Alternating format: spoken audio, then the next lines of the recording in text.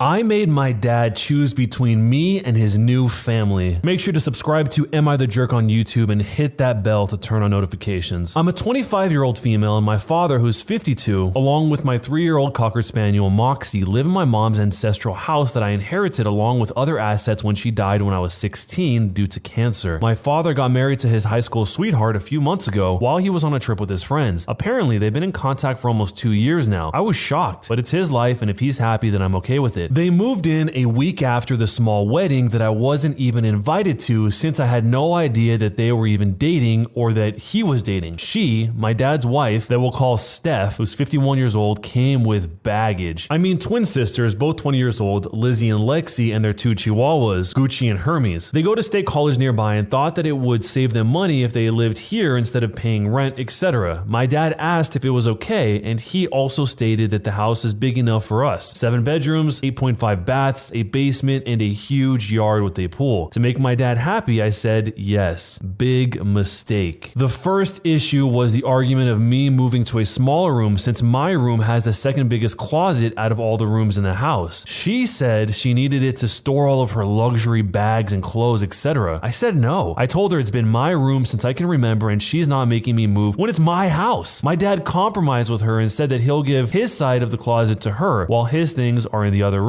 The second issue was the twins have this habit of barging into other people's rooms without knocking, and that includes my office. I'm currently working at home due to the pandemic. Lexi walked in one time wearing a bikini looking for something while I was in the middle of a business meeting. She literally walked behind me where everyone could see her. I was pissed off and embarrassed. Third, their dogs are not potty trained and would poop and pee all over the house, and the twins wouldn't even clean up after them. They're also very aggressive towards Moxie. I found Moxie one time with a scratch on her left eye where the other 2 dogs would usually nip at when they get the chance. Fourth, all of the family photos in the house were removed and put in the attic without my approval. That includes my grandparents, my great-grandparents, my mother's family photo, my baby pictures, etc. I took my time to put them all back to where they belong. This happened a few times. 2 days ago, Steph did it again, but this time she replaced them with her pictures, the twins, her family, etc. Steph, my dad's wife, and I had a heated argument about it. I told her that she can't do anything regarding the decorations, etc. in my house without my approval, and that her daughters should also learn how to knock on doors and have their dogs potty trained. She said that they can do whatever they want in her house, and that she will be making up house rules that we will all follow, since she thinks that I'm a wild animal doing whatever I want, and that I was not raised properly due to having a bad, useless mother, referring to my mother who died of cancer when I was 16. I was livid, and that is an understatement. I told her that she can pack her things along with her twins because I'm kicking her out. She said I have no right to kick them out from her house, and I told her, and I quote, "Lady,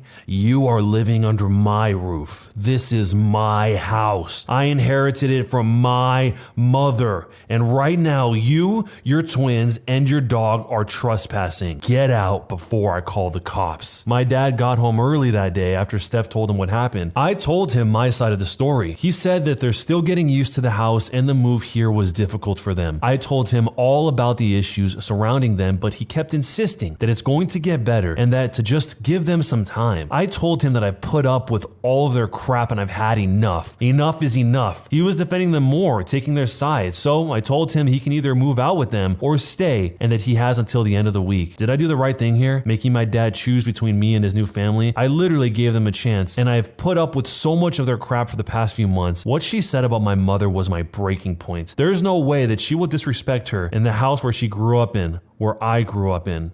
Am I the jerk? This post might make me seem like I'm a pushover, and maybe I am. I just don't like confrontation, arguing, or anything that ends up fighting with someone. I'm just not that type of person. I will be changing the locks. Unfortunately, the gates in the property is old and rusted, and it's been open for who knows how long, so I can't really do much about the gate right now. Anyway, I called the same lawyer that handled my mom's will to review if there's any loophole or any chance that my dad can contest it. I will be seeing her in a couple of hours. Regarding my dad, he's a good man and he's worked hard to provide for me and my needs when my mom died. He's never asked me to tap on my money to help with the living expenses, etc. He makes a decent amount of money as an engineer, like 6 figures. So I don't think he's after my money. I could be wrong though. I just think he's blinded that someone still finds him attractive at his age. Also, it didn't help how it was his high school sweetheart. I've also talked to him about his impromptu wedding and how he kept things from me. He just said that he didn't know how I was going to react if I knew that he was dating the ex-girlfriend before he met and married my mom. I was pissed off, but I got over it since he seemed happy having her around. I don't know what their whole story is or if there's bad blood between her and my mom to make her lash out like that and disrespect my mom, but Steph and her evil spawns are staying somewhere in town. I have no idea where and I don't care to find out. They have the money to take care of themselves, and if they run out, they always have their luxury bags to sell. Honestly, who needs so many bags that require a whole closet just to store them? If anyone's wondering where my relatives are, well, my mom was an only child and my grandparents left her everything. When my mom died, I got most of what she inherited. She left some to my dad as well. My grandparents on my dad's side live about 6 hours away with my aunts and uncles. It's literally just me and my dad here and Moxie. Moxie is doing well, she's happier and seems to enjoy the quietness around the house. So fast forwarding into the future, here's an update. I spoke with my mother's previous lawyer, Amy, about the issue on Saturday and asked if there's a way to contest the will. She showed me the documents that my dad and I both signed in an agreement. In summary, we agreed on what was left to us and that we will not be contesting it in the future. Mom for the win. She also advised them to give at least 30 days to find a place and move out to avoid any legal troubles, etc. So the inheritance issue is solved. Saturday night, I was supposed to have dinner with just my dad. Apparently, private conversation between father and daughter is a whole family affair. Steph and the twins were there. To make it quick and to end the misery, I just stated that I spoke with Amy regarding the house and other legal issues. I also added that they have 30 days to find a place and move out. Steph tried to object, but dad shut her down by saying that we can fix the issue and that we can all go to family therapy and that we just need time to get to know each other. Cue my eyes rolling. I informed him that it's been months since they moved in and not once did they try to be a family unless they needed something. I put my foot down. Enough is enough. So I asked him if he's going with them or staying, so I'll know which items he'll be taking. He asked if I'm kicking him out, which I told him I'm not, that he's free to choose to wherever he goes, but I told him that he should not expect me to keep in contact with him if he decides to leave. Steph asked why I'm kicking him out of his house. I told her that I inherited my house from my mother. She said that he told her that I live with him. I guess she thought that I live with my dad in this house. A big misunderstanding on their part. Lexi argued that it's going to be hard to move since they're finishing up spring semester and that finals are in a couple of weeks. I just smiled and said to better hurry and find a place. I left after that. Yesterday on Easter Sunday, I invited my boyfriend and his family and my two best friends over to celebrate Easter Sunday. My dad has been calling me and I didn't bother to answer the call. He tried to invite me over to spend the day with them. As far as I'm concerned, the only family I have right now are my two best friends, my boyfriend and his family. It was a good Sunday. We did some egg hunting and a few games, and we had a big dinner, which I haven't had in a long time. It felt right. Anyway,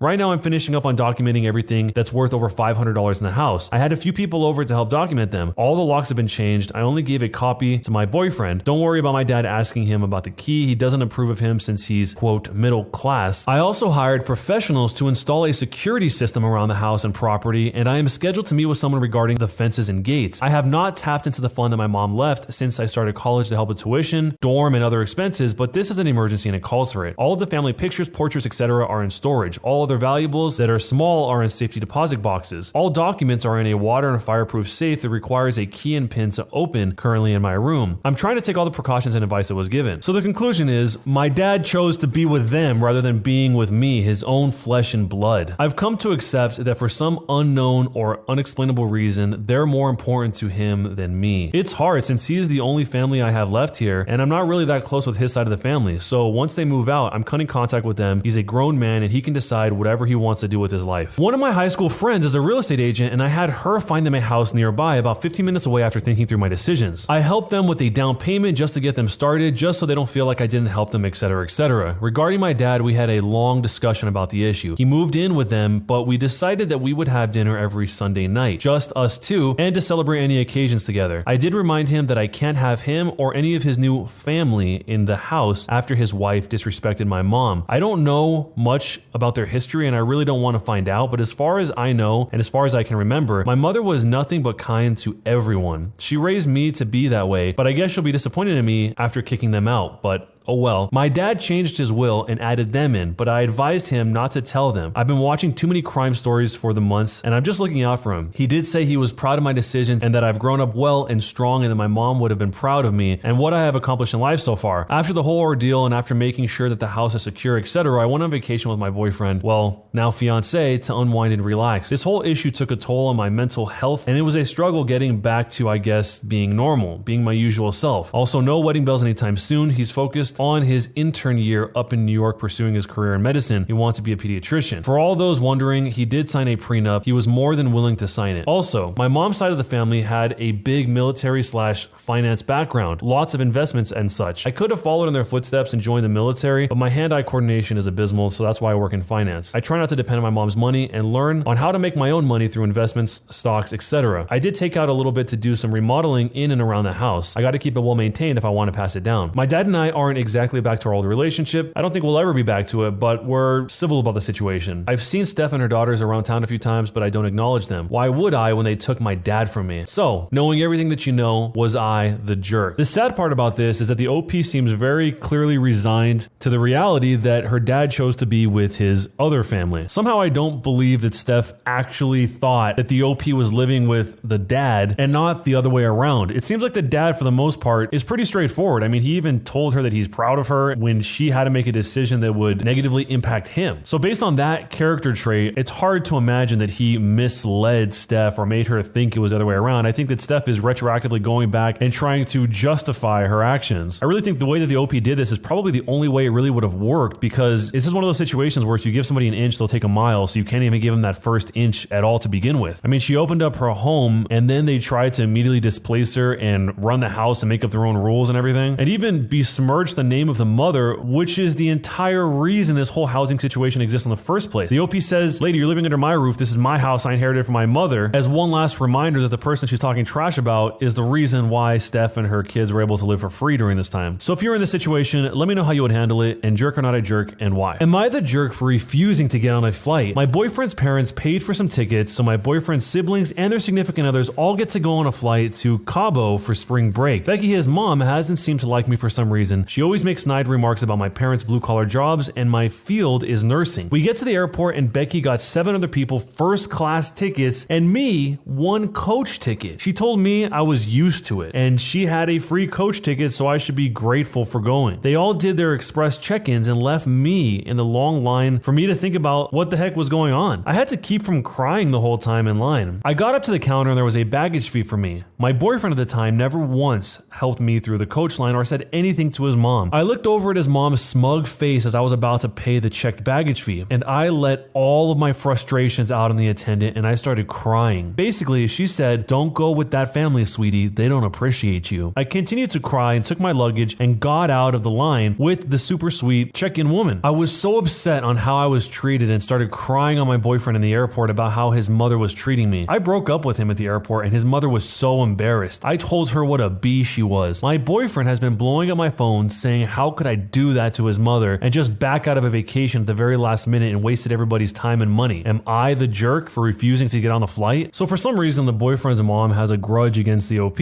and even though she said that she wasted everybody's time and money, she also says that she got the coach ticket for free. I'm assuming at least some of them are sharing hotel rooms. They probably didn't lose that much money in the hotel rooms, and the coach ticket was free. Maybe there's some other money somewhere else, but this kind of situation can still go down in a way that's not meant to hurt somebody, but the boyfriend's mom would probably have to just talk to her and say, hey, this is the situation. I'm gonna be honest. It sucks, but this is what it is. And maybe the OP would have seen it differently, but the way it seemed like it happened was almost as some sort of punishment for the OP that drives her to the point where she actually freaks out and starts calling her a bee. But not getting on the plane was the right call. If she would have hopped on the plane and got out there, she would have been stuck in a situation and totally at their mercy. And this is how they were acting to her before they even left the country. Meanwhile, the entire time, the boyfriend is acting totally oblivious, like he doesn't see what's happening. So it seems like the right call to me, but what would you do if you were in this situation? And jerk or not a jerk, and why? Am I the jerk for searching my husband's pants without asking him first? Here's some context. My husband, who's 33 years old, used to be unemployed for a year. He recently started a job at a warehouse. Yesterday, while I was about to do the laundry, I grabbed his work pants and I dug my hand in its pockets to empty them before putting it into the washing machine like I always do. My husband happened to walk by, and when he saw me searching his pants pocket, he rushed question yelling at me to put his pants down. I already had a folded piece of paper out, but he snatched it and then started screaming at me about how I have no respect for his privacy and that I shouldn't be getting my hands on his things. I was genuinely dumbfounded. I told him to take it easy. I always do this before his laundry, and he lashed out saying I had no right. I should have come to him and asked first because he was worried about some important documents getting lost like this one that I pulled out. I said important documents shouldn't be inside of his pockets and asked to see the paper, but he wouldn't show me. I asked why, and he said I don't get to ask him jack after I disrespected his privacy. I almost laughed because what privacy does he have in his pockets? It wasn't like a stranger was digging into them. He refused to speak to me and later brought a new closet with a lock and moved all of his clothes inside of it. I asked him if he was serious and he said, this will teach me to respect his privacy and deter my snooping. Then he went back to not speaking to me. I am genuinely confused. Am I the jerk for searching my husband's pants without asking him first? The husband knows she's doing his laundry. Part of doing the laundry is making sure there's nothing in the pocket so it doesn't get in the machine or get destroyed in the machine. And besides that, this just seems like overly suspicious behavior about whatever this paper was in his pocket. I mean, what could it possibly be? Another girl's phone number? Or in the best case, it was something he was trying to surprise her with and he didn't want her to know about it. But the fact that he brought an entirely separate closet in and put a lock on it is just more suspicious than it has to be. I mean, she probably just thought it was a receipt or something, but what would you do if you're in this situation, being the one who was washing the clothes and your significant other or partner acted like this about you invading their privacy? Let me know down below in jerk or not a jerk and why. When you subscribe, make sure to hit the bell to turn on notifications. To finish listening to all the stories in this series, use the playlist at the top of the description. And next time you live stream, use the cream of the crop music. Search for Cream of the Stream on Spotify or whatever music platform you use for copyright-free music to use for your stream. It's free, Cream of the Stream. Either way, thanks a lot for listening. We'll see you guys next time.